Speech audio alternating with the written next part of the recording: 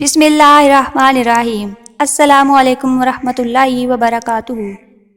ناظرین کرام، حضرت آدم علیہ السلام کے مقدس صندوق سکنہ کا ایک دلچسپ واقعہ جسے سن کر آپ کا ایمان تازہ ہو جائے گا۔ آپ سے درخواست ہے کہ ویڈیو کو اینڈ تک ضرور دیکھیے گا۔ یہ شمشاد کی لکڑی کا ایک صندوق تھا جو حضرت آدم علیہ السلام پر نازل ہوا تھا۔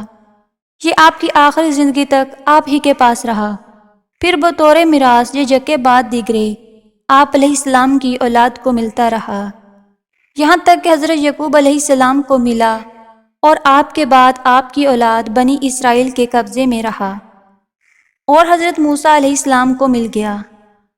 آپ اس میں تورات شریف اور اپنا خاص سامان رکھنے لگے۔ یہ بڑا ہی مقدس اور بابرکت صندوق تھا۔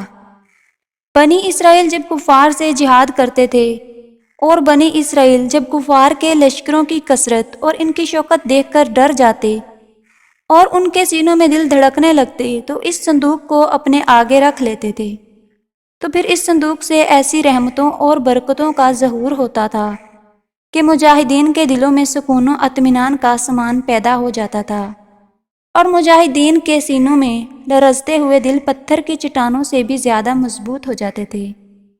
اور جس قدر صندوق آگے بڑھتا تھا، آسمان سے نصر من اللہ و فتح قریب کی بشارت عظمیٰ نازل ہوا کرتی تھی اور فتح مبین حاصل ہو جایا کرتی تھی۔ اور جب بنی اسرائیل میں کوئی اختلافات پیدا ہو جاتے تو لوگ اس صندوق کو اپنے سامنے رکھ کے اس سے فیصلے کرواتے تھے، اور اس صندوق سے فیصلے کی آواز اور فتح کی بشارت سنی جاتی تھی۔ بنی اسرائیل اس صندوق کو اپنے آگے رکھ لیتے اور اس کو وسیلہ بنا کر دعائیں مانگا کرتے تھے، تو ان کی دعائیں قبول ہو جایا کرتی تھیں اور بلاؤں کی مصیبتیں اور آفتیں ٹل جایا کرتی تھیں۔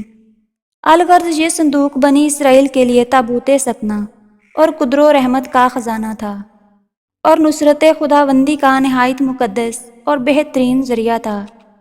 مگر جب بنی اسرائیل طرح طرح کے گناہوں میں ملوث ہو گئے تو ان لوگوں میں معاصی و طغیان اور سرکشی و عصیان کا دورہ ہو گیا، تو ان کی ان بدعمالیوں کی نحوست کی وجہ سے ان پر خدا کی طرف سے یہ غضب نازل ہوا کہ قوم عمالقہ کے کفار نے ایک لشکر جرار کے ساتھ ان لوگوں پر حملہ کر دیا، اور کفار نے بنی اسرائیل کو قتل عام کر کے ان کی بستیوں کو نیست و نابود کر ڈالا، عمارتوں کو توڑ پھوڑ کر پورے شہر کو تہس نہس کر ڈالا، اور اس مقدس صندوق کو بھی اٹھا کر لے گئے، اور اس مقدس تبرک کو نجاستوں کے کوڑا خانے میں پھینک دیا۔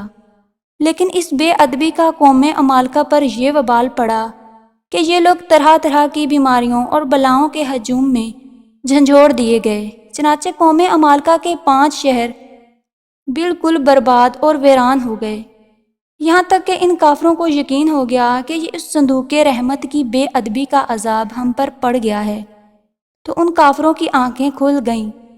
چنانچہ ان لوگوں نے اس مقدس صندوق کو ایک بیل گاڑی پر لاد کر بیلوں کو اسرائیل کی بستیوں کی طرف ہانک دیا۔ پھر اللہ تعالیٰ نے 4 فرشتوں کو مقرر فرما دیا جو اس مقدس صندوق کو لے کر بنی اسرائیل کے نبی حضرت شبیل علیہ السلام کی خدمت میں لائے۔ اس طرح بنی اسرائیل کی کھوئی ہوئی نعمت دوبارہ ان کو مل گئی، اور یہ صندوق ٹھیک اس وقت حضرت شبیل علیہ السلام کے پاس پہنچا جس وقت حضرت شبیل علیہ السلام نے طالوت کو بادشاہ بنا دیا تھا، اور بنی اسرائیل طالوت کی بادشاہی کو تسلیم کرنے پر تیار نہیں ہو رہے تھے، تو یہ شرط ٹھہری تھی کہ مقدس صندوق آ جائے تو ہم طالوت کی بادشاہی تسلیم کر لیں گے۔ چنانچہ صندوق آ گیا اور بنی اسرائیل طالوت کی بادشاہی پر بھی رضامند ہو گئے۔ اس تابوت سکنہ میں آخر تھا کیا؟